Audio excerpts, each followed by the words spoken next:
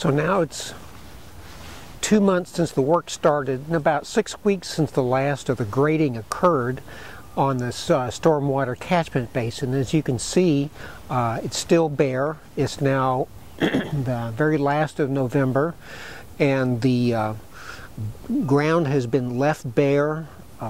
You can see the effects of erosion now. There is standing water. That's basically as it's designed in this stormwater catchment. That's the last of the 3 bays, the detention basin with the inlet you see behind me. And it's as far as stormwater function, it's functioning well. It's basically catching the water, slowing it down, allowing it to trickle into the soil as before it actually hits the stream beds. So in terms of preventing runoff from this basically typical suburban neighborhood and its streets and driveways, it prevents that sudden runoff from hitting the stream quite suddenly and contributing to erosion and stress on the stormwater system locally. So the opportunity presented itself for, in the construction of the stormwater basin, could it be turned into a prairie restoration area? And our first priority was try to convince the developer into holding off on planting fescue. So the good news is they haven't put down, as originally planned, fescue turf, which would have prevented erosion and could have finished the whole project.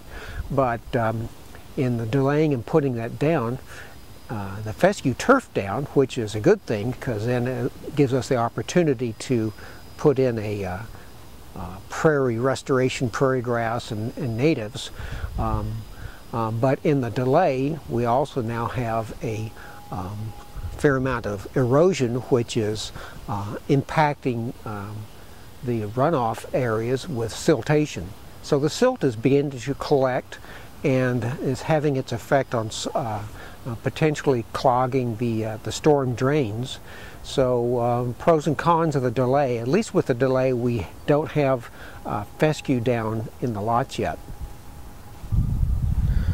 So here you see the sides of the stormwater retention basin.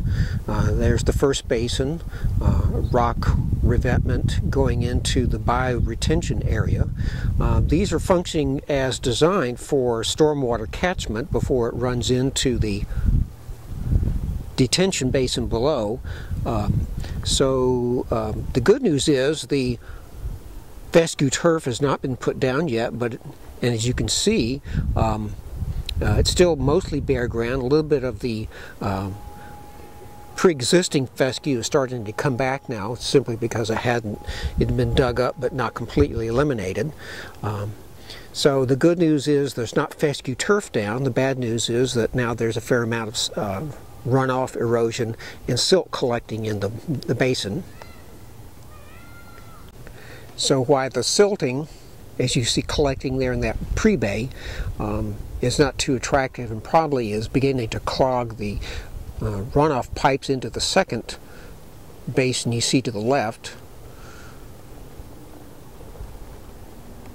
With the absence of the fescue turf, there's erosion, but still the opportunity to plant this with Missouri natives. So again, mostly bare dirt, and under the typical November rains, we're seeing runoff, erosion, and of course a fair amount of silt collecting in the final of the 3 retention basins there.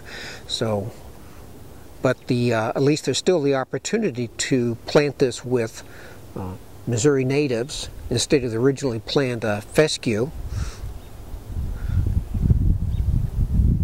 The hope is that the argument can be made that to prevent erosion, grass mats can be put down, and with the grass mats, then seeding can go along, and typical Missouri native grasses like the blue stems, the side oats grama, the switchgrass. Hopefully those can be put in place instead of the fescue that had been here before. Grass mats could be a reasonable solution to both problems of replacing. Hopefully the grass mats would serve to both prevent erosion and also allow natives to be planted.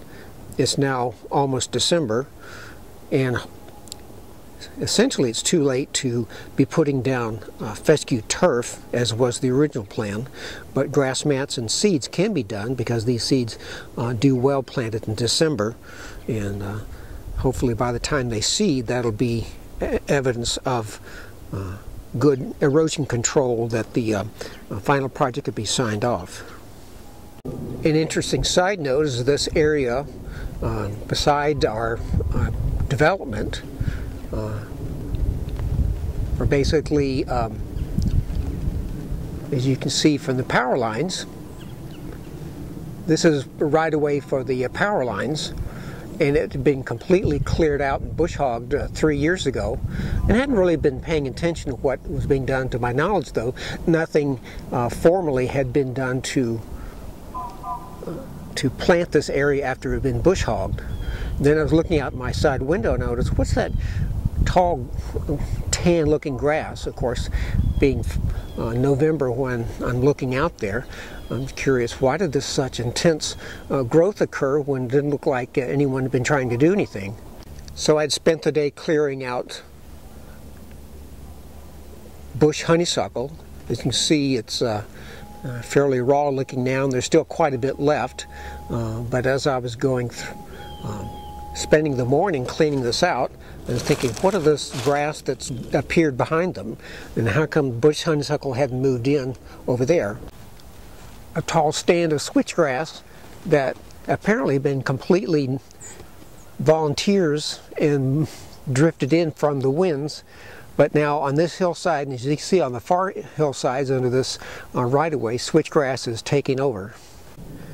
So if this area had been bush hogged about 3 years ago, the first 2 growing seasons, I hadn't paid too much attention to it because it looked like it had been just left to its own. But I figured that it would eventually be taken over by bush honeysuckle like everything else here, like you see just off to the side of where it was cleared. But I came out to see what this beautiful tall grass was that was growing instead of bush honeysuckle, and lo and behold, it's a really, really thick area of switchgrass. And to my knowledge, this had not been planted by the power company, but instead just sprouted here of its own. We don't have any native prairie within miles of this, so yes, there's hope. Sometimes even nature takes its best course instead of being left over to the greater forces of the invasives, such as this nearby bush honeysuckle. So, good going, guys.